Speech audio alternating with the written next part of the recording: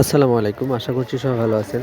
আমার দেখা মতে যশোর বিনোদিয়া পার্ক নামে একটা পার্ক আছে। তো আমি এটাতে ওইদিন ভিজিট করছি। ভিজিট করার পরে আমি যতটুকু ভাবলাম সেটা হচ্ছে বাংলাদেশের মধ্যে অনেক পার্ক আছে যে পার্কগুলা পরিষ্কার পরিচ্ছন্ন না।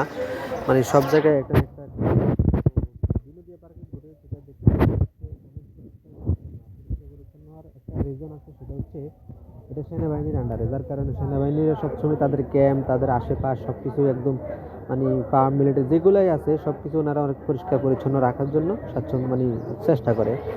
তো তারা ধারাবাহিকভাবে এই পার্কটা যতটুকু ভিজিট করলাম ঘুরলাম মানে খুবই ভালো লাগলো, অনেক পরিষ্কার পরিচ্ছন্ন। আর ঘুরতে ঘুরতে দেখি সামনে একটা বিশাল হরিণের পাল। এখানে হরিণও পালে। মানে সেনাবাহিনীর কাজ হচ্ছে আসলে অনেক পরিষ্কার পরিচ্ছন্ন আর শৌখিন।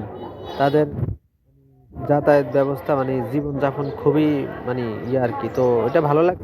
আরেকটা কথা হলো যশোরের মানুষ বিভিন্ন অকেশন বিভিন্ন প্রোগ্রাম মানে ওনারা এই পার্কের মধ্যে নাকি করে, মানে এই পার্কে নাকি করা হয়।